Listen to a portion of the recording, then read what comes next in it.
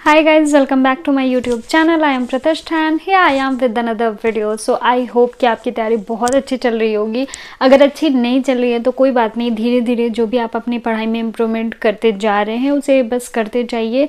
किसी भागा दौड़ी में मत रहिए। धीरे धीरे इम्प्रूवमेंट जो होते हैं उसमें टाइम ज़रूर लगता है, लेकिन थोड़ा टाइम लगने के बाद आप बिल्कुल बढ़िया पेस में आ जाओगे।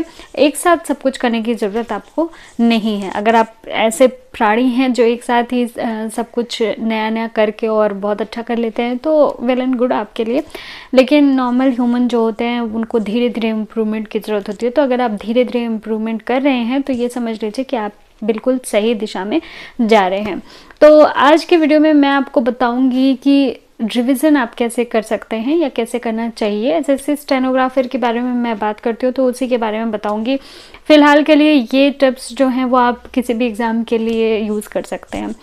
ओके, तो वीडियो शुरू करने से पहले बता देती हूँ कि अगर आपको मेरी लाइफ से जुड़े और ऑफिस से जुड़े बैंगलोर से जुड़े कुछ वीडियोस फ़ोटो देखनी है, लाइव देखनी है मेरी, तो आप मुझे इंस्टाग्राम पे ज़रूर फॉलो कर सकते हैं @prati.shri पर, स्क्रीन पे दिख रहा है आपको। और दूसरी बात, प्लीज़ सब्सक्राइब कीजिए। मैं रिक्वेस्ट वैसे नहीं करती हूँ, आप मेरी किसी वीडियो में नहीं देखेंगे रिक्वेस्ट करते हुए, बट अब साल का अंत हो रहा है और मुझे 2 साल हो गए हैं यूट्यूब करते हुए और ये सारी चीज़ें आपको बताते हुए।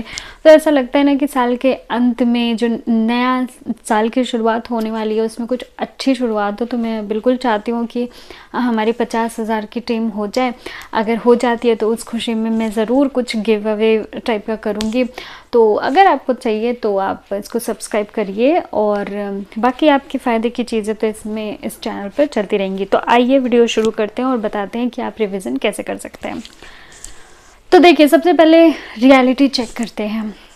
बहुत लोगों की ये शिकायत होगी, अभी जितने लोग मुझे देख रहे हैं उसमें से 80% लोग ऐसे होंगे जो ये बोल रहे होंगे अपने आप से कि मुझे याद नहीं रहती चीज़ें, मेरी मेमोरी थोड़ी कम है, मुझे चीज़ें जल्दी याद नहीं होती है, मैं एक बार पढ़ती हूँ फिर तुरंत भूल जाता हूँ और 3 दिन के बाद तो मुझे बिल्कुल कुछ भी याद नहीं रहता, वो पेज भी याद नहीं रहता। इस टाइप के बहुत सारे मतलब बहुत तरीके के ऐसे लोग होंगे।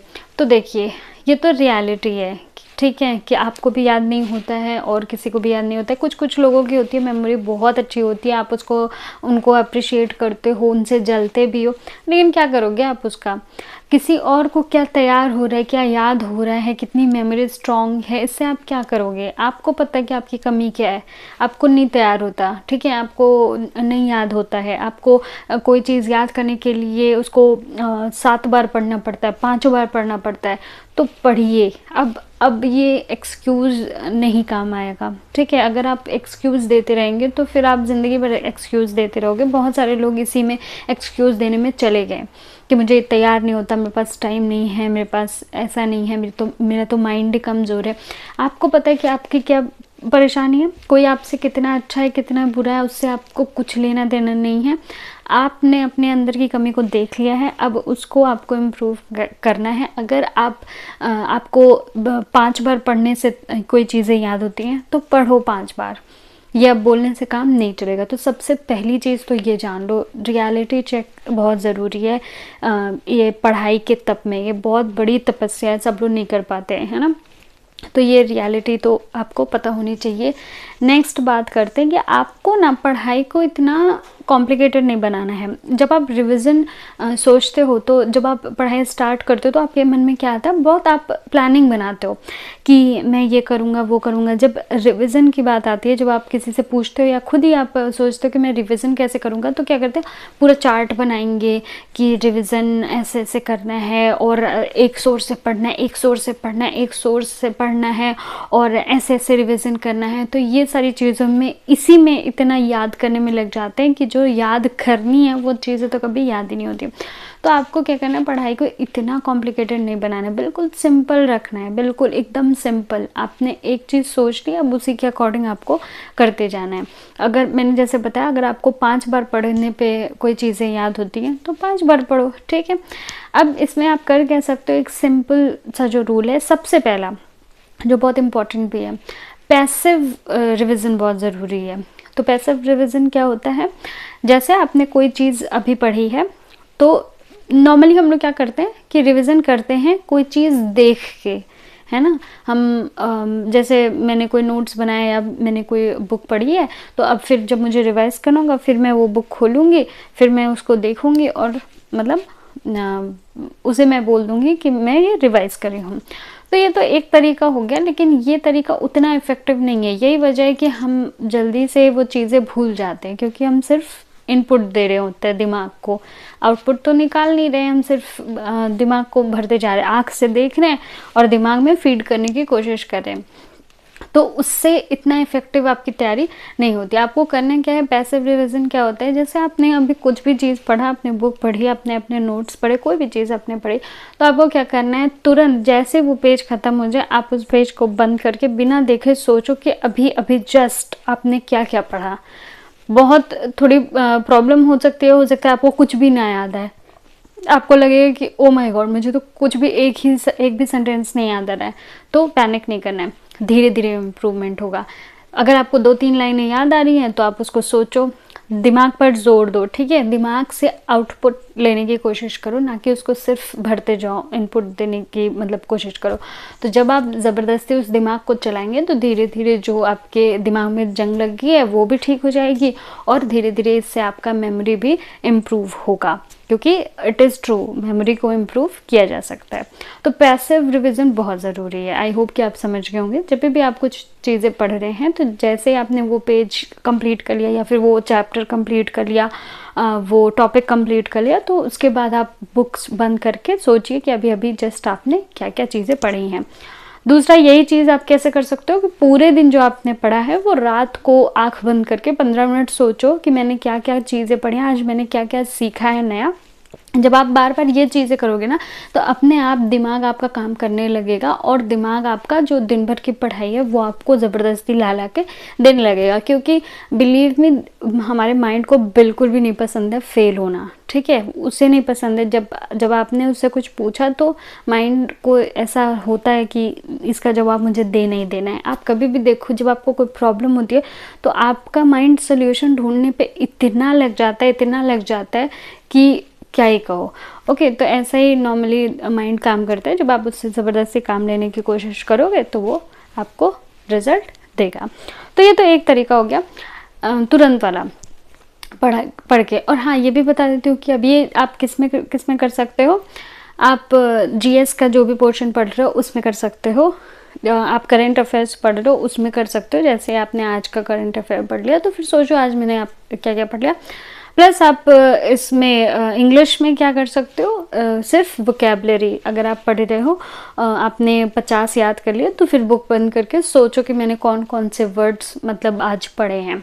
कोई भी, आपको कुछ भी नहीं देखना है, एक वर्ड भी नहीं देखना है, सारा बुक बंद कर दो और ऐसे ही सोचो कि कौन कौन से वर्ड्स मैंने अभी देखे हैं, अभी तैयार किए हैं, और उसका क्या क्या एंटोनिम्स है, क्या क्या सिनोनिम्स है, जो भी आपने पढ़ा है उसको रिवाइज करना। बाकी इंग्लिश के रूल्स को आप ऐसे याद नहीं कर सकते। इंग्लिश के रूल्स, इंग्लिश की तैयारी बिल्कुल रीजनिंग की तरह आपको करनी है। जो भी आप पढ़ रहे हो उसको तुरंत प्रैक्टिस में लेकर आओ, उसकी तुरंत मतलब एक्सरसाइज करो, तभी आपको आएगा। इंग्लिश के रूल्स, आप ग्रामर आप याद नहीं कर सकते, प्रैक्टिस है वो, तो प्रैक्टिस करो।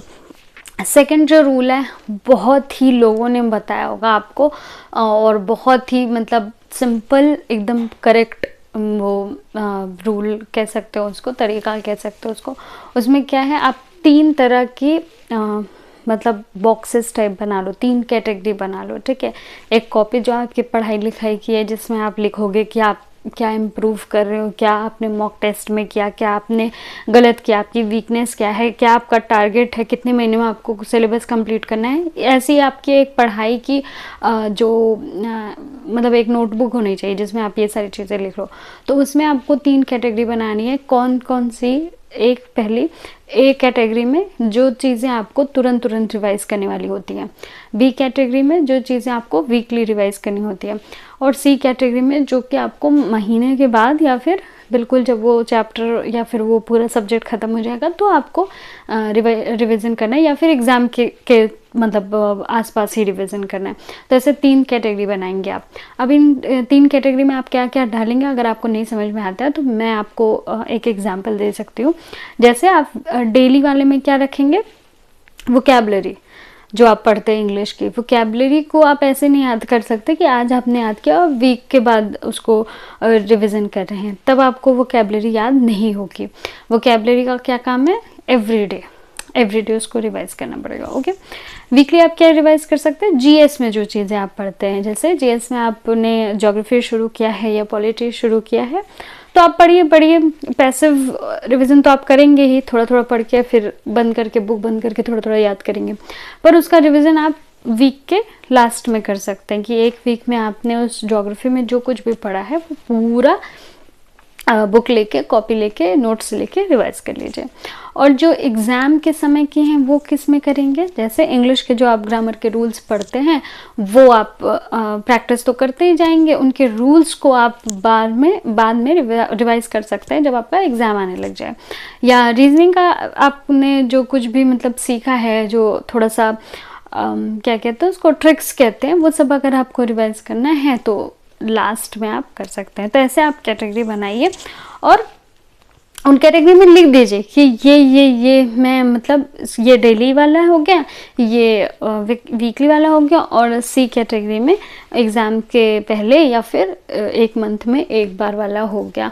तो आपको टॉपिक्स पता होंगे तो फिर आप डेली क्या करेंगे, जो डेली वाले हैं वो कर लेंगे और वीक के लास्ट में वीक वाला देख के उसको रिवाइज कर लेंगे। तो I hope I am clear. और अब बस ये है। और हाँ, एक और टिप है जो बहुत ही काम आती है, अगर आप कर सकते हो तो करिए, अगर आपके पास थोड़ा टाइम है तो। रिवीजन करने का सबसे अच्छा तरीका होता है किसी को पढ़ा देना वही चीज़। तो अगर आपने कोई चीज़ पढ़ ली है और उसको आपने किसी को पढ़ा दी, समझा दी, मतलब बिल्कुल बच्चा समझ के दीवार को समझा दीजिए, तो फिर आपको वो चीज़ें भूलें ऐसा बहुत ही मुश्किल है। पढ़ाने से सारी चीज़ें मतलब याद हो जाती हैं। क्यों? क्योंकि तब आप अपने ऊपर एक जिम्मेदारी ले लेते हो कि सामने वाले को मुझे बिल्कुल पूरा समझा देना है। तो उस हिसाब से आपका माइंड, मैंने बोला ना कि उसको फेल होना पसंद नहीं है, उसको आप ज़बरदस्ती बोलोगे, उसको ज़बरदस्ती काम कराओगे कि ये करना ही है, तो वो अपना बेस्ट करके देता है। जितना आप उसको परेशान करोगे वो उतना ही अच्छा रिजल्ट आपको ला कर देगा। तो अगर आप किसी को पढ़ा सकते हैं, वो चाहे आप दीवार को पढ़ा दो, कबर्ड को पढ़ा दो, बेड को पढ़ा दो, किसी भी चीज़ को, फ्रूट्स को पढ़ा दो सामने बैठा के, लेकिन अगर आप पढ़ा सकते हैं वही जो टॉपिक आपने पढ़ा है तो वो कीजिए। उससे आपका जो याद करना है वो अच्छे से याद हो जाएगा। तो ओके, ये जो सीरीज़ चल रही है, आप शुरू से पढ़ाई कर रहे हैं और मैं शुरू से आपको चीज़ें एक एक करके बताती जा रही हूँ। आई होप कि आपको बहुत पसंद आ रही होगी और काम भी आ रही होगी। अगर आ रही है तो लाइक का बटन ज़रूर प्रेस कीजिए, और जो भी डाउट्स हैं वो कमेंट बॉक्स में लिख दीजिए। मैं रिप्लाई नहीं करती हूँ, बट मैं पढ़ती हूँ, सारे कमेंट्स मैं पढ़ती रहती हूँ और उसी हिसाब से मैं फिर वीडियोस आगे लाती हूँ। तो रिवीजन का कुछ कमेंट्स थे मुझे कि रिवीजन का बताइए, तो इसीलिए ये वीडियो मैंने बनाया। तो इसलिए कमेंट्स ज़रूर कर दिया कीजिए, मैं रिप्लाई करूँ या ना करूँ, बट मैं देख के आपको बता दूँगी, मुझे पता चल जाएगा कि बच्चों के मतलब क्या प्रॉब्लम्स है। तो ओके, मिलते हैं नेक्स्ट वीडियो में, तब तक के लिए नमस्कार and all the very best.